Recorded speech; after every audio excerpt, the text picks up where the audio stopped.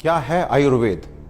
आपके किचन में रखे हुए कुछ गरम मसाले, या धोती कुर्ता और तिलक लगाकर पेड़ के नीचे दवाइयां बांटता हुआ कोई झोला छाप डॉक्टर, या आयुर्वेद के नाम पे सड़क के किनारे तंबू लगाकर दवाइयां बांटता हुआ एक पाखंडी, या बिना रिसर्च के लिखी गई कोई देहाती किताब?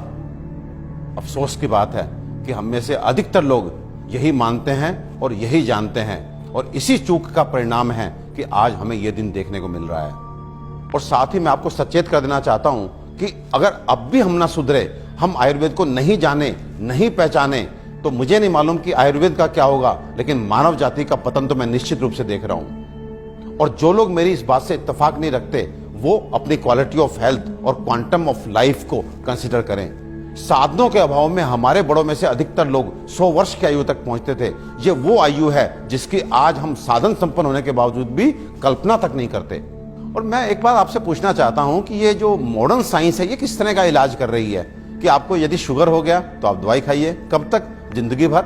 आपको ब्लड प्रेशर हो गया, आप दवाई खाइए, कब तक? जिंदगी भर। आपको थायराइड हो गया, आप दवाई खाइए, कब तक? जिंदगी भर। आपकी किडनी खराब हो गई, बदल दीजिए। आपका लिवर खराब हो गया, बदल दीजिए।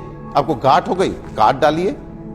ये किस तरह की चिकित्सा है? और ये चिकित्सा नहीं, ये केवल सिम्टम्स को दबाना है, क्योंकि ये बाहर से आपको नॉर्मल रीडिंग देते हैं, शुगर ठीक है, ब्लड प्रेशर ठीक है, लेकिन अंदर बीमारी अपना काम कर रही है। 15 साल बाद आपकी किडनी खराब, किससे? शुगर से, ब्लड प्रेशर से। आज का नर्वस सिस्टम खराब, आपकी आंखें खराब, आपको ये कॉम्प्लिकेशन, आपको ये कॉम्प्लिकेशन। तो ये इलाज है या एलोपैथ का काला पर्दा? अपने 20 साल के क्लिनिकल एक्सपीरियंस से आपको बता देना चाहता हूं, ये जो आयुर्वेद विज्ञान है, ये समुद्र से भी गहरा, हिमालय से भी ऊंचा ऐसा जीवन का विज्ञान है जो आपके शरीर में और मन में किसी भी अवांछित परिवर्तन के बारे में आपको न केवल जानकारी देता है, बल्कि उसे जड़ से मिटाने के लिए पुख्ता इलाज भी देता है।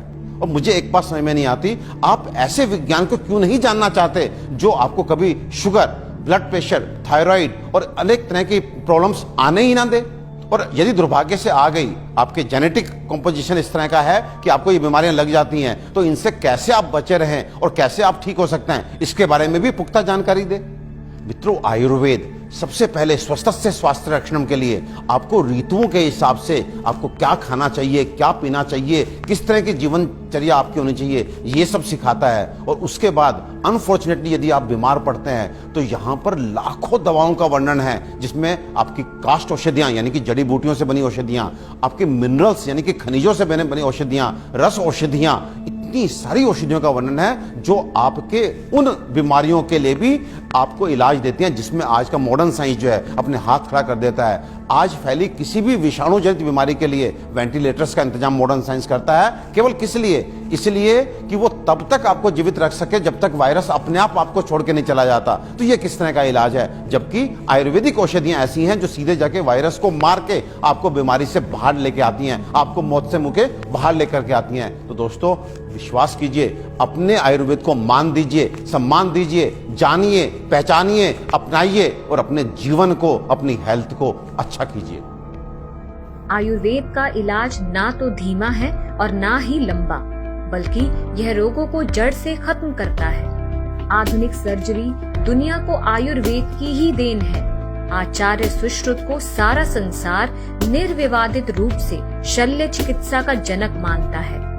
आयुर्वेद में उन बीमारियों की भी सफल चिकित्सा हो सकती है जिन्हें आधुनिक चिकित्सा विज्ञान लाइलाज मानकर आजीवन रोगी को दवाएं खिलाता रहता है। आयुर्वेद आपके और आपके बच्चों के लिए सुरक्षित है। आयुर्वेद अपनाएं।